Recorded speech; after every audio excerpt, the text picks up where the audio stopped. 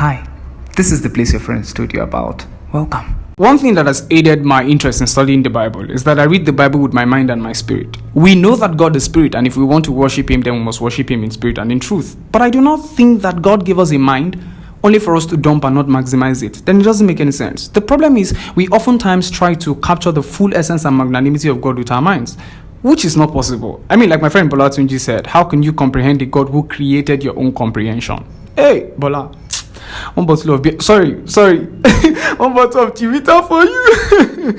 Right? So I read with my mind the stories, the analogies, the proverbs, and I do this with the intent that my mind is going to catch up with the height of my spirit. So now that you know how I read my Bible, let me show you what I was reading. Recently, I got blown away by the story of King David and Bathsheba. You see, over the years, we've been taught the perspective of King David, but nobody really talks about the perspective of Bathsheba. So King David decides not to go to war at the time when other kings were going to war. David had built an army of madmen, yes. One person from David's army could literally kill hundreds and thousands of soldiers in milliseconds. That's how crazy they were. So because King David did not go to war, he was enjoying the evening breeze. He was at his balcony sightseeing his kingdom. And from there, he saw the nakedness of a woman called Bathsheba. And he asked that they bring her to him. And of course, he opened an account, right? And of course, logged in onto our website. And that's what he did, yes.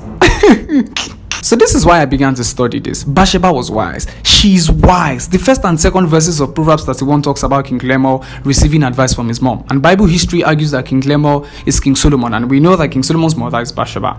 I mean, at the end of the day, we know that Bathsheba later became the queen.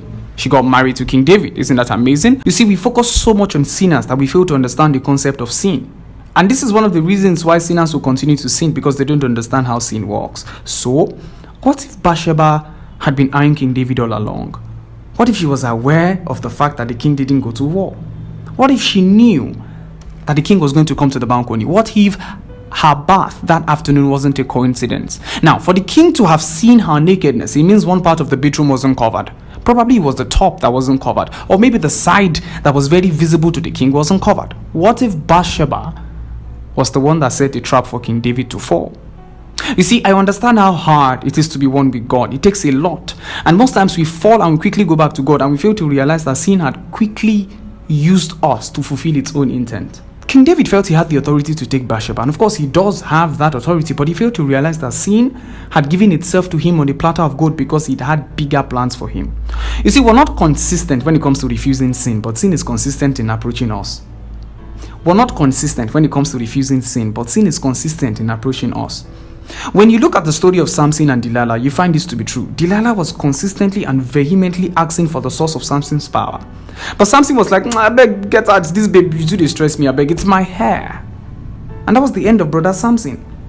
So talk to me, because I don't want to end this episode on a very deep quote or something like that. I just want us to have a one-on-one conversation. You tell me, as much as we temporarily use sin, do you think sin also has the capacity to use us to fulfill its own desires? Because if we know this, then by God's grace, we'll be able to better position ourselves not to fall for sin. Talk to me. Love you. See you in the next episode.